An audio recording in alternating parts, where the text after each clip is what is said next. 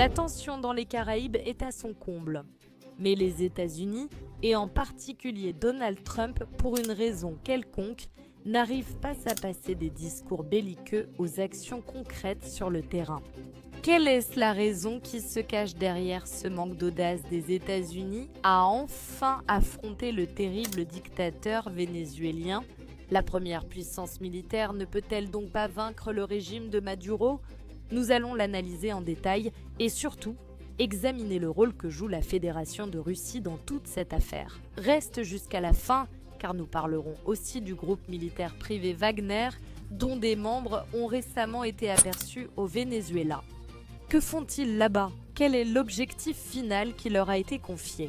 Et surtout, comment la Fédération de Russie affronte-t-elle les États-Unis sur un autre terrain que celui de l'Ukraine? Nous débutons comme d'habitude par le début. À ce stade de l'histoire, la rhétorique de plus en plus belliqueuse des États-Unis, en particulier de Donald Trump envers le Venezuela, ne devrait surprendre ni étonner personne.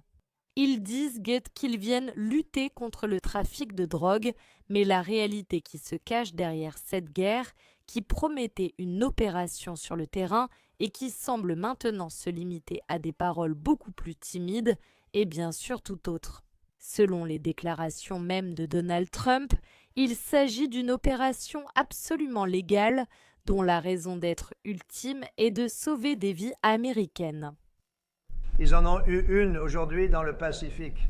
Et à chaque fois, je regarde parce que c'est violent. Et c'est vraiment incroyable de voir l'armement que tout le monde possède. Regardez, nous avons la plus grande armée du monde, nous avons les meilleures armes du monde, et vous en voyez un petit aperçu là-bas. Un seul tir, tout le monde touché en plein centre.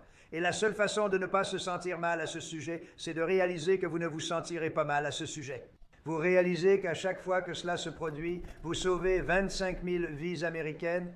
Chacun de ces bateaux qui est détruit sauve 25 000 vies américaines, sans parler des familles brisées partout dans le pays. Et chaque fois que je vois ça, je me dis à moi-même, je viens de sauver 25 000 vies. Ils ont tué 30 000 personnes l'année dernière. La drogue a tué 30 000 Américains l'an dernier, ce qui vous donne l'autorité légale. Nous avons le droit de le faire. C'est dans les eaux internationales. Sinon, nous perdrons des centaines de milliers de personnes. Nous attaquons ces bateaux, affirme Donald Trump, de manière absolument implacable, et nous le faisons pour sauver 25 000 citoyens américains. Oui, à raison de 25 000 Américains par bateau, mais cela ne s'arrête pas là. Avant de poursuivre, nous analysons l'influence et la participation de la Russie dans l'affaire vénézuélienne. Mais sur ma chaîne privée Telegram, où nous avons l'habitude, nous menons des enquêtes approfondies ainsi que des analyses exclusives. Nous avons déjà vu toute l'affaire. En termes généraux, c'est-à-dire qu'est-ce que les États-Unis recherchent au Venezuela et pourquoi utilisent-ils le prétexte du narcotrafic? Nous vous attendons, le lien est comme d'habitude en commentaire épinglé et dans la description. Et n'oubliez pas qu'en vous abonnant à mon canal Telegram privé ainsi qu'à Patreon ou à la communauté des membres ici sur YouTube, vous rendez possible que nous puissions continuer à développer notre travail et à le partager avec tout le monde. Merci beaucoup pour votre soutien. Paul, on continue. La rhétorique continue de monter et Donald Trump affirme qu'il y a de moins en moins de bateaux. Par conséquent, les États-Unis sont déjà en train de gagner. Et s'il faut aller sur le terrain, dit-il, nous avancerons sur le terrain.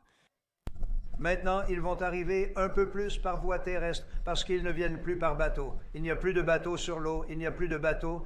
Nous repérons le bateau immédiatement. Nous les frapperons fort à leur arrivée par voie terrestre. Ils n'ont jamais vécu cela.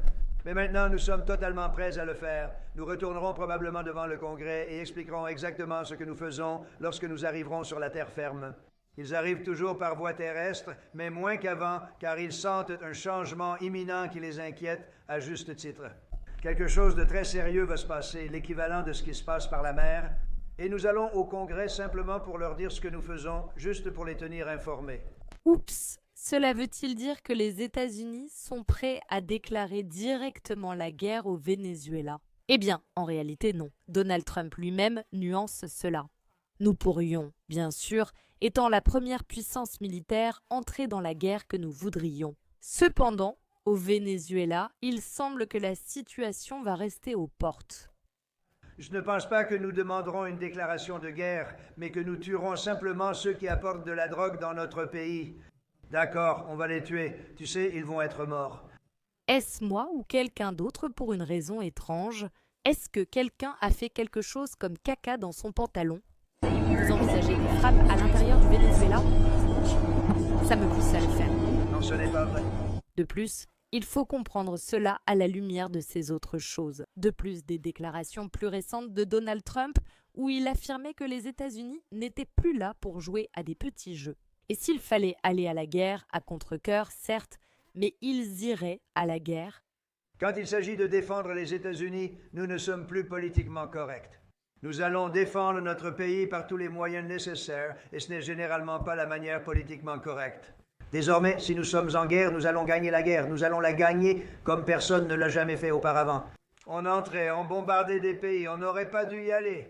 Et s'ils le font, le marin américain est prêt à les écraser, les couler et les anéantir, non? C'est une déclaration terrible de ma part. Voilà. Tout le monde disait que je devrais recevoir le prix Nobel de la paix pour cette déclaration. Ça me retire de la course, mais c'est ainsi. Et surtout, en parlant ainsi, il semble prêt à affronter n'importe qui et dans toutes les conditions nécessaires. Mais, cependant, les États-Unis, première puissance militaire, première puissance nucléaire, tout cela au niveau mondial, ce n'est pas moi qui le dis, c'est Donald Trump lui-même. Et qui en plus vient de renommer son département de la défense, l'appelant ministère de la guerre, recule face au régime de Maduro. Pourquoi ? Parce qu'en traduisant les paroles de Donald Trump que nous venons d'entendre, les unes après les autres, il vient nous dire qu'il n'y aura très probablement aucune opération terrestre, mais plutôt des attaques isolées contre des bateaux. On ne sait même plus s'il s'agit de narcotrafiquants ou de simples pêcheurs, juste pour montrer une puissance qu'il ne semble même pas avoir. Et oui, bien sûr, il ne s'agit absolument pas d'une coïncidence. Ce changement soudain, ou en réalité pas si soudain, de rhétorique s'explique par deux raisons principales. Mais avant de les examiner, répondons à la question clé de tout cela en clarifiant un point essentiel. Première puissance militaire, première puissance nucléaire et aussi premier producteur de pétrole au monde. Oui, nous parlons bien des États-Unis, première réserve de pétrole au monde. Ici, nous parlons déjà du Venezuela.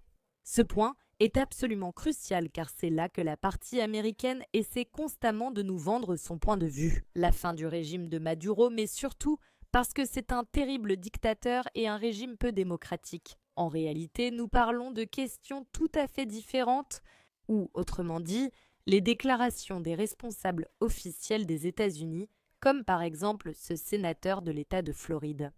Il faut les traduire dans le langage courant. D'abord, avec ce qui a été dit. Regardez, cela fait des années que je me bats pour la liberté et la démocratie au Venezuela. Cela fait des années que je lutte contre la drogue qui sort du Venezuela. Maduro n'est pas président du Venezuela, il n'a pas gagné, c'est Mando González qui a remporté l'élection. Nicolás Maduro est à la tête des cartels de la drogue. Je suis donc heureux que le président Trump et Marco Rubio soient déterminés à éliminer tous les narcotrafiquants. À la place de Maduro, je partirai immédiatement en Russie ou en Chine. Parce que... Ces jours sont comptés. Quelque chose va se passer, de l'intérieur ou de l'extérieur. La puissance de feu au large, c'est notre alliance, surtout des forces américaines. Allons-nous envahir le Venezuela? Je ne pense pas. Je veux dire, si on le fait, je serai surpris. Plus tôt ce mois-ci, le président Trump a annoncé qu'il avait approuvé des opérations secrètes de la CIA au Venezuela. Que signifierait la destitution de Maduro pour les autres régimes socialistes? Ce sera la fin de Cuba. Cuba dépend du pétrole vénézuélien subventionné pour soutenir son économie. L'Amérique va s'occuper de l'hémisphère sud et nous allons nous assurer qu'il y ait liberté et démocratie. Nous allons en finir avec le Venezuela et que Cuba se prépare, est-ce vraiment pour la démocratie et les droits de l'homme ou plutôt pour des intérêts? Parce que ce point nous est clarifié par celle qui a récemment reçu le prix Nobel de la paix, Maria Corina Machado. Parce qu'il se trouve que le Venezuela a bien plus à offrir aux États-Unis que la simple lutte pour les droits des pauvres vénézuéliens. Attends une seconde, Liu Sivaya. Tu n'es pas en train de me parler des ressources naturelles? Eh bien si, je te parle exactement des ressources naturelles. Eh bien, en réalité, même pas moi, c'est Maria Corina. Oublie l'Arabie saoudite, oublie les Saoudiens, je veux dire. Nous avons plus de pétrole, je veux dire, un potentiel infini. Et nous allons ouvrir les marchés. Nous allons retirer le gouvernement du secteur pétrolier, nous allons privatiser toute notre industrie. Le Venezuela a d'immenses ressources, pétrole, gaz, minéraux, terres, technologie. Et comme vous l'avez dit auparavant, nous avons un emplacement stratégique, vous savez, à quelques heures des États-Unis. Donc nous allons bien faire les choses. Nous savons ce que nous avons à faire. Et les entreprises américaines sont dans une position extrêmement stratégique pour investir dans ce pays. Le Venezuela va être la meilleure opportunité d'investissement pour les entreprises américaines, pour les bonnes personnes qui vont gagner beaucoup d'argent. On dirait qu'elle veut vendre le Venezuela au plus offrant et se nommer directrice. Mais attends un instant, parce que pour couronner le tout, nous avons encore d'autres déclarations clés.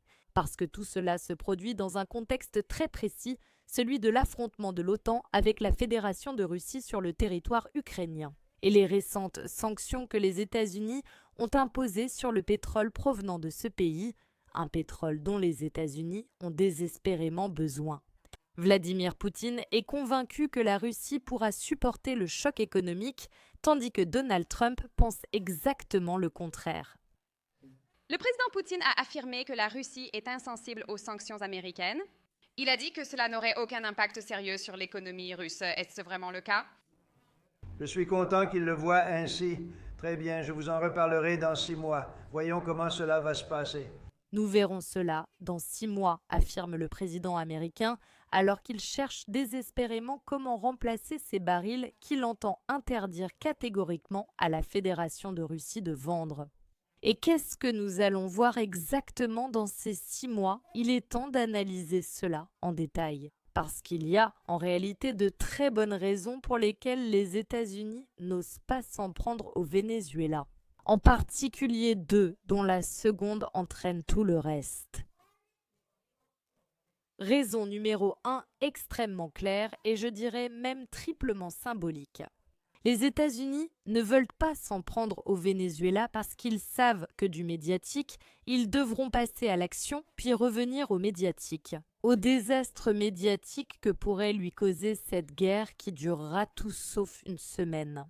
Ce ne sera pas une simple promenade à travers le Venezuela, Caracas. Et cela, à Washington, ils le savent parfaitement. Tout d'abord, pour des raisons géographiques, le Venezuela possède pas moins d'1 million de kilomètres carrés. Autrement dit, 3 fois la taille du Vietnam.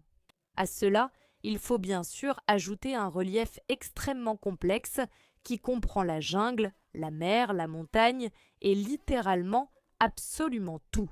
C'est-à-dire que l'armée américaine, tout simplement, ne pourra pas entrer au Venezuela et en sortir facilement, vainqueur en seulement quelques jours.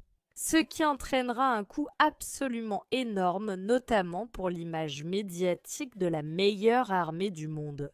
En gros, il le fera à Nikos. Mais il y a aussi une autre raison tout aussi importante. Deuxième point, le Venezuela ne tiendrait peut-être même pas une demi-journée s'il se retrouvait complètement sans, mais le pays a des amis et de très bons amis. Ici, nous devons citer entre autres la Chine et bien sûr la Fédération de Russie. Dans ce sens, Vladimir Poutine vient de signer avec Nicolás Maduro, c'est-à-dire que la Russie vient de signer avec le Venezuela un accord de partenariat stratégique, qui bien sûr inclut également la partie militaire. En fait, c'est à tel point que la défense aérienne qui protège actuellement le ciel du Venezuela est d'origine russe. Nous parlons en particulier des systèmes S-300 et c'est précisément cela, c'est-à-dire le soutien russe, surtout en termes militaires, qui représente le message, on pourrait même dire la flèche la plus nuisible pour les États-Unis, pour Donald Trump en particulier. C'est aussi l'une des raisons principales pour lesquelles la grande puissance, tant militaire que nucléaire, n'ose pas s'impliquer à nouveau pleinement dans les Caraïbes. En réalité, la coopération militaire entre la Russie et le Venezuela va bien au-delà des systèmes de défense aérienne S-300. Ainsi, En plus du matériel militaire, la Russie envoie depuis longtemps au Venezuela des spécialistes militaires de tout premier ordre et de la plus haute qualité. Nous parlons surtout d'instructeurs ainsi que d'opérateurs de systèmes de surveillance qui travaillent dans le pays. Je le répète, cela fait de nombreuses années, bien avant l'opération militaire spéciale. En ajoutant l'expérience militaire actuelle de la Russie et les spécialistes qui effectivement ont également été envoyés au Venezuela après le début des combats en Ukraine. Ce qu'ils apportent à la cause vénézuélienne ou peut-être à la cause russe au Venezuela, c'est d'une part une expérience militaire sans égale, réelle en combat, chose dont les États-Unis ne disposent pas. D'autre part, la connaissance des toutes dernières technologies militaires, notamment en ce qui concerne les drones. Chose que les États-Unis n'ont pas non plus pu tester à la même échelle. Et en parlant des spécialistes militaires que la Russie envoie depuis très longtemps au Venezuela, nous arrivons au point le plus intéressant de tout cela. Récemment, on a vu, et bien sûr les médias occidentaux l'ont rapporté comme il se doit, des combattants arborant l'emblème du groupe militaire privé Wagner affirment ces mêmes médias, prêts et parfaitement préparés à être déployés au Venezuela. Encore une fois, ici nous parlons à nouveau de spécialistes avec énormément d'expérience, dans le cas particulier des Wagner. Tout d'abord en Afrique, ensuite dans le cadre de l'opération militaire spéciale. Et leur participation à l'affaire vénézuélienne pourrait répondre à deux objectifs principaux.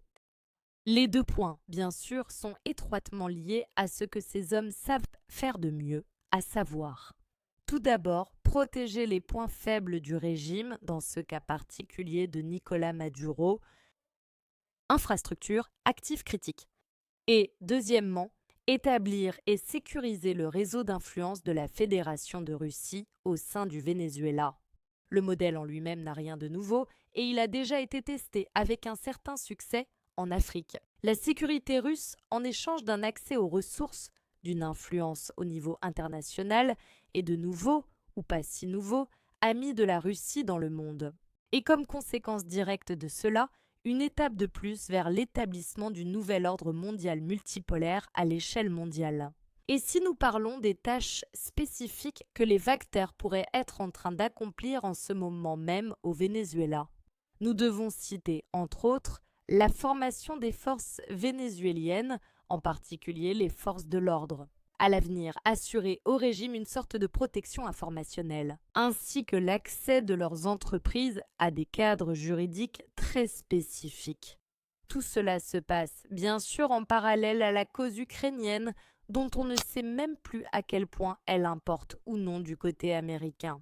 Mais la Fédération de Russie fait déjà de même pour opposer le scénario vénézuélien au scénario ukrainien, c'est-à-dire créer une pression supplémentaire sur Washington afin qu'il réfléchisse à deux fois avant d'exiger quoi que ce soit de la Russie, selon quels éléments du conflit ukrainien, et c'est essentiellement comme ça.